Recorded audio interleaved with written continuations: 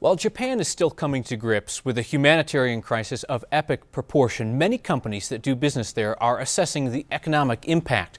We've gotten used to global events impacting our gas prices, but this goes much further.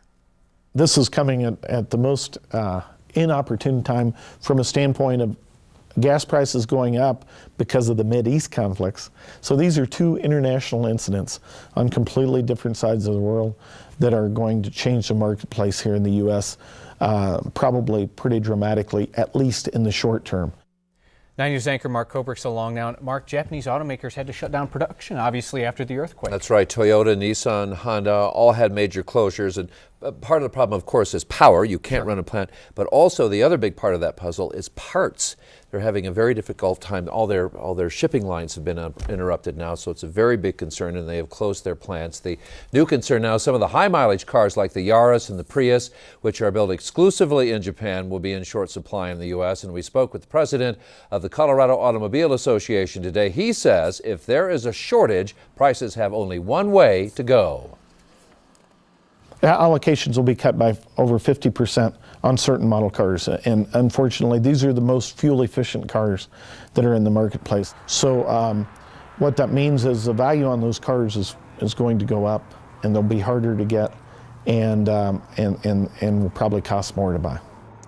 Several consumer electronics companies have also suspended production in Japan in the case of memory chip manufacturers. Also, the bigger challenges may be getting power and parts or materials to continue production.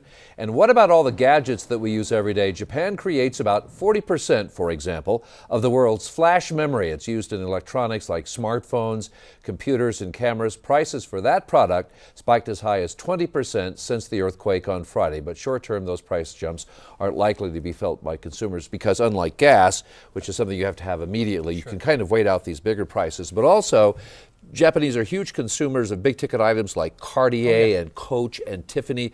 Those companies have already seen 20 to 23% drops in sales. And also kind of unusual, Hawaii tourism in Hawaii has been dramatically affected. If you've ever been there, you know there is a Japanese bride on the beach in Hawaii every hour. And then it becomes a huge family destination for them to return to. So Hawaii is estimating a $2 billion drop in Asian tourism there. So. And then all the impacts that we would just never even think of. The one that I read today is the small electronics manufacturers that have had to shut down production because the machinery got jostled. Right, so they have to recalibrate every single Retool thing. everything. Global impact. Unbelievable. They're big exporters. All right, Mark, thank you. You bet.